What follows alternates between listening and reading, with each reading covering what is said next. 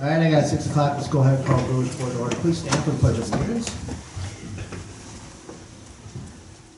Pledge allegiance to the flag of the United States of America and to the republic for which it stands, one nation, under God, indivisible, with liberty and justice for all.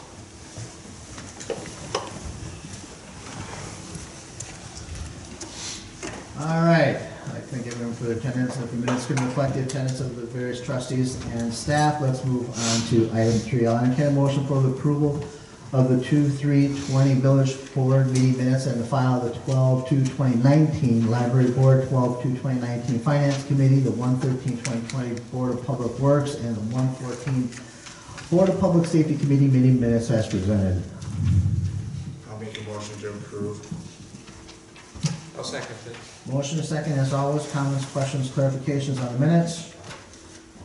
I have a question, Okay. Amber. On the Public Works meeting, in page 5, at the bottom of that page, you clarified that the policy for inspection services is for developer-run projects only. And I do remember you saying that does not pertain to village-run projects, but is not the policy written in such a fashion that it would apply to both developers and village-run inspection or village contracted inspection? It definitely could apply to both. I think the intent of writing it was to put something on paper to explain how kind of the pass-through costs would work for a development-run project when it doesn't impact village budget. But yes, village projects would work very similarly, where we get numerous quotes and do the same thing. I just wanted to clarify that, still Yes. the intent of the policy is fine. Yes.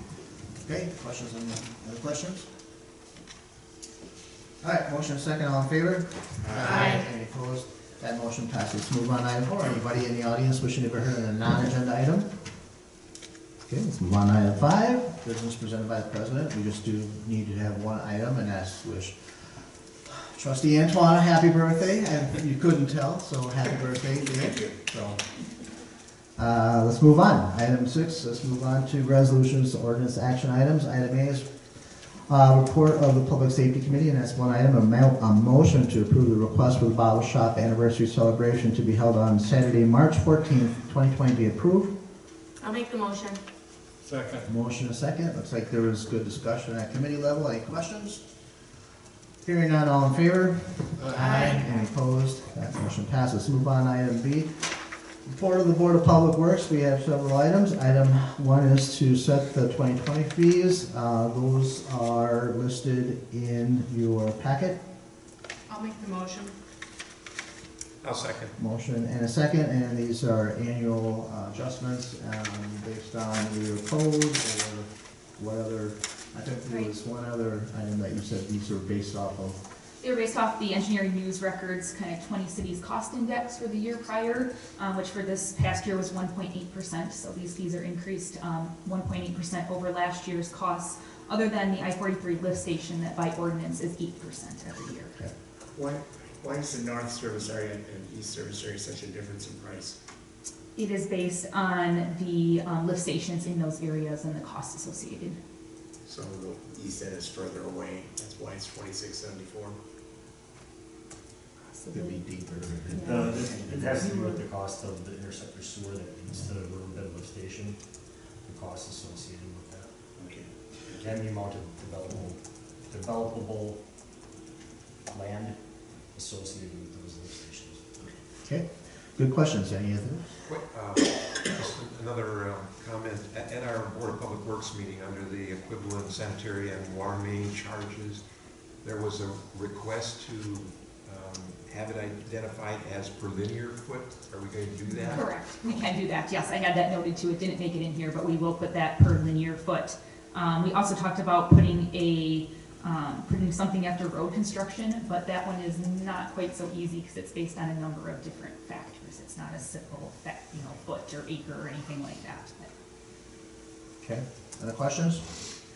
Motion a second, all in favor? Aye. Any opposed? That motion passes. Item 2 is a motion to award contract 20-01 sidewalk replacement to Raza. Do they go by that or do they go by 4 letters?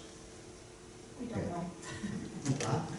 I don't know. You don't know. Okay, Racine for a contract amount of $65,088.19 be approved. I'll make the motion. Second. Motion is second, that budget is $70,000, I thought this year. Okay, comments, questions on that item? Hearing none, all in favor? Aye. Any opposed? That motion passes. Item 3 is a motion to authorize the purchase of a 2020 John Deere 624L wheel loader with grapple, bucket, and fork from Brooks Tractor in the amount of $179,018 be approved. I'll make the motion. I'll second. Motion is second, another item that came in under budget. It did come under budget. This budget was a difficult one. The $220,000 for budget was based on a new emission system that was going into place in 2020 that all the vendors, when we did budget last year, thought was really going to increase the prices. It comes to be that emissions has not yet really hit the market and hit the price, so we are under budget by about $40,000. Okay, other comments on that item? Hearing none, all in favor? Aye. Any opposed? That motion passes. Item 4 is a motion to award the construction contract for the water and wastewater Headworks Facilities Replacement Project to the low bidder C.D. Smith Construction of Fond du Lac, Wisconsin, for a sum not to exceed $8,523,000 contingent on financing details be approved. And we do have people in the audience to answer questions if we have them, but I would like to at least get it on the table, so I'll entertain that motion. I'll make the motion. Second. Motion is second. Okay, there were some questions at Board of Public Works for clarification on how the funding would work, simply because it is not a direct bond sale like we've done for other projects in the past. So Jesse, I'll let you take it off. Sure, I'll start with a pretty high-level look at it, and obviously we have the experts in the room that can get into the more granular detail should there be questions. The long and short of it is we're looking at pursuing a unique opportunity here to replace the wastewater treatment plant Headworks building. We're looking to utilize the Wisconsin Clean Water Fund program. This is a funding program through a conjunction of the Department of Administration and Department of Natural Resources that provides a loan mechanism at a significantly lower interest rate. About 1.65% is what we have forecasted right now.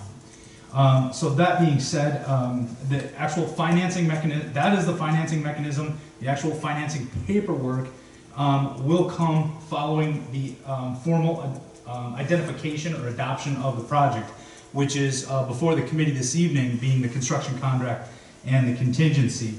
So there were some questions coming out of committee about what type of loan it was. Again, it's a bond through the state of Wisconsin. It is hosted or held by the state of Wisconsin. It does count against our debt service capacity, but we have plenty of debt service capacity available to us where this would not impact that whatsoever. And that is our self-imposed limitation, whereas state statutes, in theory, would allow much more debt. That said, we are in very good shape there. We have a lot of capacity to allow for this particular project and then some. And again, no future borrowing is anticipated either, so that plays into this as well. With that, so the project bids were received. They were all very close. However, they did differ a bit from the engineer's estimate. But what we're coming forward, the borrowing plan being presented this evening does include, or would include, an $8.5 million for construction, $888,600 for design and engineering. So we would recoup those costs as there was a service contract awarded back in 2018 for that work. $426,000 contingency and $100,000 for other costs such as bond counsel, closing costs, third-party testing, etc. So the total comes in at $9.937,750. The round figure was put out there as a $10 million estimate, so to speak, or proposal. That said, this program would work where we'd be authorized up to a figure, and the village would make draws almost very, very similar to a new home construction loan, where you submit costs, proof of costs to the state of Wisconsin, you are reimbursed. So, well, a figure could be put out there for potential debt service until all of the costs are submitted and reimbursed. That final debt service figure is not established. So hence you want to be as encompassing as you can when you put forward a project proposal. So with that, again, it's an order of operation where tonight's action pertains specifically to the construction contract and the contingencies proposals. The financing will have to come back to the village board at a future date, but we again have to formally identify the project before we can reach out to the state, which would, if approved this evening, we would be on the phone with the state of Wisconsin tomorrow to get the financing instrument in place. In the end, it's all for a new headworks building to address operational efficiencies, capacity, and DNR mandates. So that is a high-level overview. Again, we have utility staff here, MSA representation here, and our village engineer here as well. I think I know that, at least for the minutes, there was quite a bit of discussion on this. Tom, do you have any questions you want to start with? Well, I just a question in terms of how the state funding, would we be, so you mentioned we would be actually making draws on, would they be like monthly draws? Would we be doing it that way? Actually, What we would do is with the first request, we would ask for immediate reimbursement of our soft costs. Engineering will be paid, which is roughly $530,000. And then after that, when we receive a pay estimate, so we'd receive pay estimate 1, submit the paperwork to the state, we would receive the funding. Okay. Then that amount would kick in with interest, and then when you get pay estimate 2, we'll submit that until the project's completed. And So the amount- similar to the Village of Grafton, the state takes pay requests twice a month and cuts checks twice a month. All right, so then the amount that the village, well, yeah, okay, I understand. That sounds good. I think the one problem or difficulty that Public Works had with this particular agenda item was the fact that it was so much above the engineer's estimate of construction, and a very recent estimate as well. And I think it comes to about 1.69 million over what we had actually budgeted for the project. So granted, yes, we can borrow additional money to make that happen and complete the project. However, just a word of caution or note, it's gonna, our annual review of our rates, it's probably going to have somewhat of an impact, I'm thinking. yes, we do have some rough calculations on those. And Paul, you told me just before the meeting and they had escaped me. Yeah, we reached out to Trilogy. They did a quick estimate, and based on additional funds, they estimated roughly a 4% impact.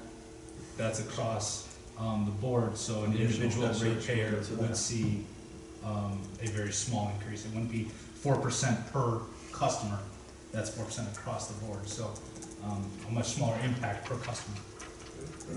So 4% on to what they had already identified or estimated as a rate increase for 2020? Correct.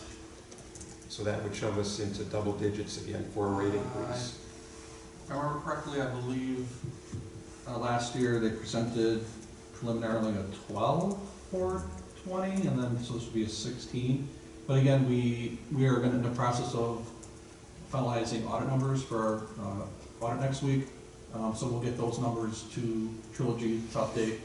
So I think we were under budget for expenditures and other things. So they're going to roll all that in. They'll have a good estimate out of 1 quarter.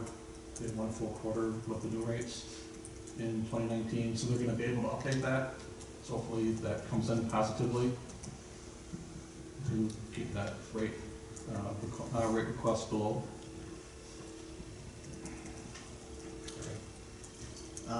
Just a question for MSA. At what point do you put together the construction budget estimates? I mean, obviously, it's done before we have full plans, but We did, at the facilities planning stage, we had a estimate then. We gave a 60% design estimate also, and then we gave a final cost estimate, which is the one that was included in the packet.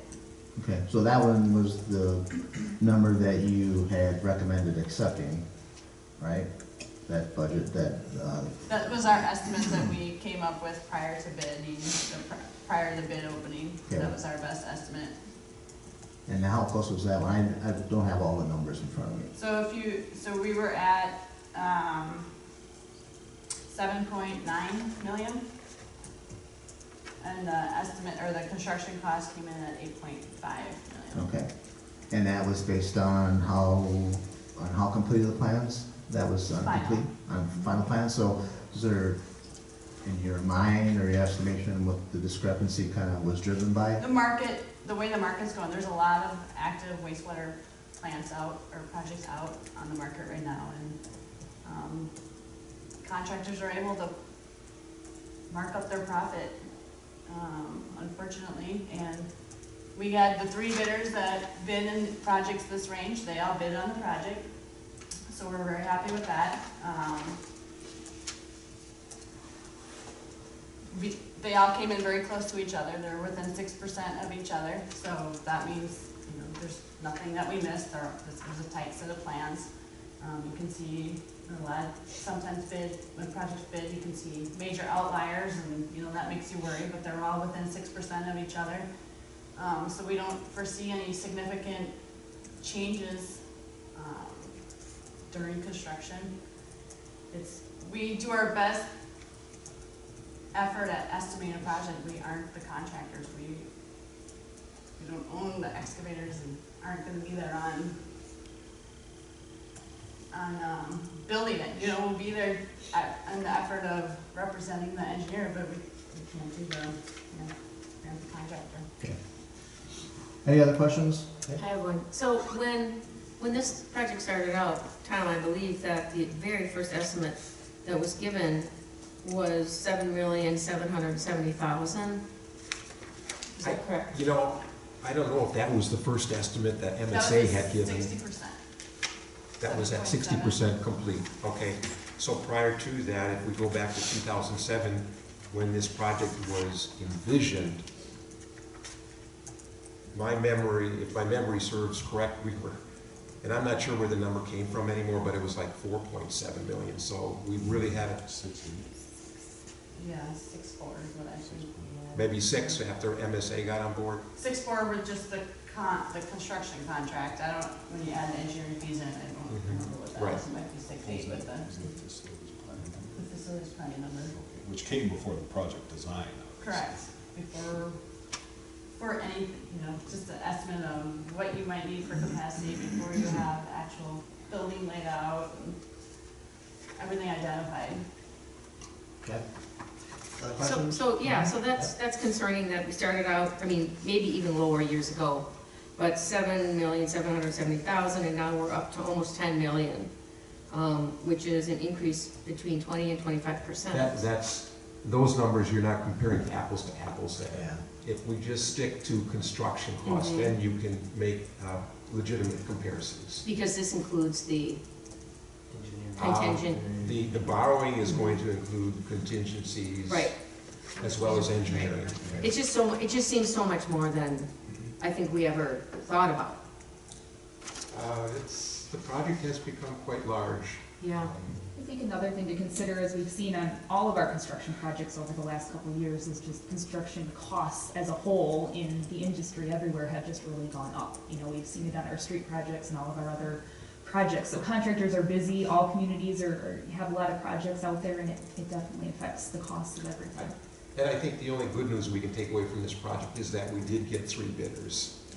So My other it's not question, like holding off would get us a lower bid. A year from now or 6 months from now, it won't happen. my other question, Paul, was, you talked about, that you're talking about the loan affecting the village's bond rating, and you're talking about the health of the utility. Since the pledge for repayment is through user fees, additional borrowings in the near future. Are we only going to increase user fees? Are we not going to do anything or consider anything with fixed fees to try to offset User the? fees, that would include fixed fees. Okay, so it's not just. Just based on user revenue, sales. I hate to just do it all on the user, because it is a significant. Well, can I just clarify that? Basically, it would be paid for through the enterprise fund. Correct. Okay. However, that's divvied up. Yeah, Okay. right. All right. Amber, this is the last big project, I believe, capital-wise in water and wastewater. Lift stations are pretty much done then. Lift stations are pretty much done and updated after we do 17th Avenue this year. And I think looking out at phosphorus and other DNR regulations, there will be things coming in the future, but not relatively soon. We have some anaerobic digester improvements on the radar years from now. Is that still on our radar? That's been on the radar for, No, that's fine. yeah, it's been on the radar for an awful long time. And I mean, as far as capital improvement planning goes, that's been on a 5-year capital improvement plan for a lot of years. It's always been in the 5th year, and we keep pushing it out that extra year. And so far, we've never seen the need to move it forward. So the long and short is, we're not really done. It may be a few years from now, but it's still out there. Yeah, and that was the whole purpose of our facilities planning that we did. The facilities planning was the overall snapshot of where we are at the present time. That was the first baby step we took. And we identified those critical areas where the plant was aging and in need of attention. MSA did that for us. And that, one of the offshoots was the headworks being a priority. That's what led to the headworks becoming to the top, or coming up to the top of the list. So yeah, that's just one of a few areas. There was, I think, 5 major areas we looked at that at some point in the future will have to be addressed with this plant that we currently have. Any other questions for staff or our consultant? All right, with that being said, we have a motion and a second. All in favor? Aye. Any opposed? Nay. Show one nay. That motion passes. Let's move on to item 5. That's related. It's the motion to authorize utility to budget $426,150 for the construction contingency of the project be approved. I'll make the motion. Second. Motion and a second. All in favor on that item? Aye. Any opposed? Show one nay. Let's move on to item 7, department and officers reports. Jesse, you want to get started? Absolutely. Just a few items here for the board this evening. Based upon feedback coming out of the committee presentations, each year the departments take their annual reports to their respective committees. And really the feedback was very positive this year. With that, we'll actually look to showcase those annual reports on the website with the activities and efforts that each individual department has put forth over the course of the year to quantify really what we have done and accomplished as an organization. So we'll look to better showcase that moving forward. Quite happy to report that we received 40 applications for the police chief recruitment. With that, any further updates will be provided by the Police and Fire Commission, as this process is now completely theirs until coming forward to the village board in the future. Also happy to report that we have a new police officer starting on March 3rd. The gentleman comes to us from Dodge County and the town of Brookfield, so previous work experience. This is the filling of the vacancy left by Officer Myler's retirement. So that leaves us down a chief and a captain. So that said, with the previous experience, it is anticipated that, or is hopeful that the field training period will be a bit shorter. And I love it when they refer to a new officer this way, but he'll be viable and field ready sooner rather than later. So looking to move forward with that. And lastly, just a quick update on the fire and EMS service sharing or consolidation study and feasibility study, I should say. So as I recall, this did kick off last year. It stalled out. We reinvigorated it late last year, we being the group of administrators here in Ozaki. And with that, we reached out to the Wisconsin Policy Forum, formerly known as the Public Policy Forum, based out of Milwaukee, nonpartisan, nonprofit group.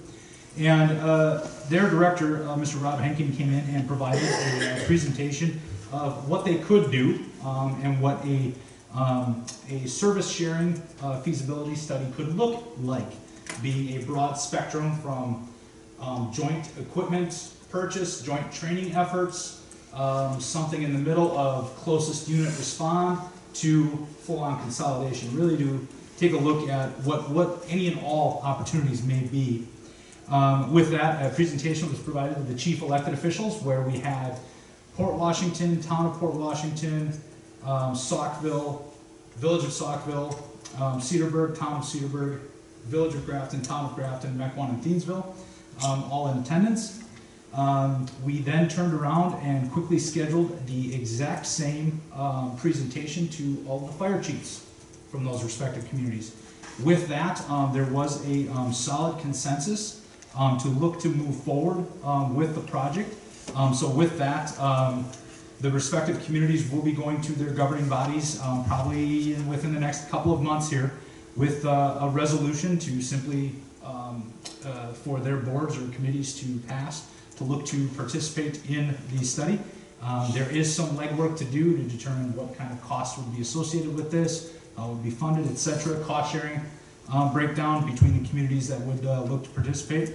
But it's a huge step forward in that there was a consensus among the chief elected officials and the fire chiefs that yes, it makes sense to take a look at this. It would not set forth any sort of plan of action. It would not set forth any sort of operational plan. It simply looks at whether or not it's feasible and what aspects could be feasible for service sharing. So with that, very happy to report that progress being made. So please look for additional information or resolution coming forward to the board in the coming months here.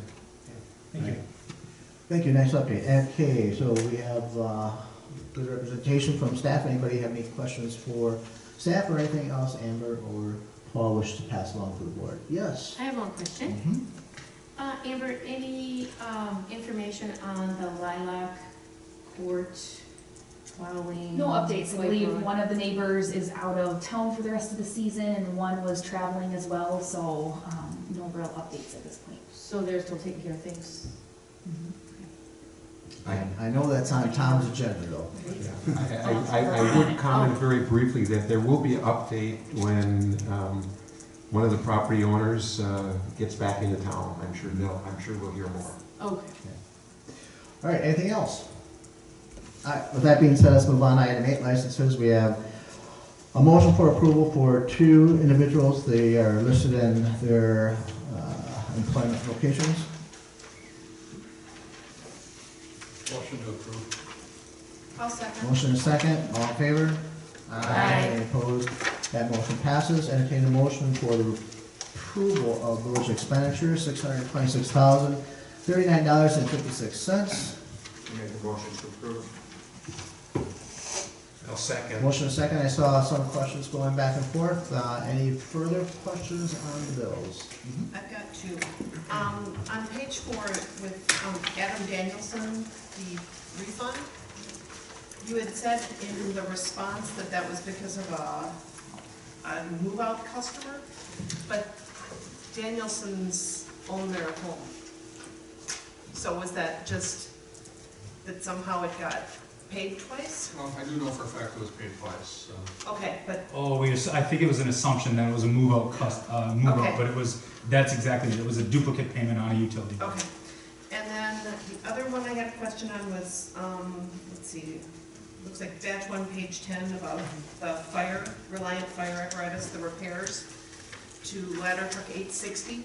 You got that the damage was done in December of? Yes.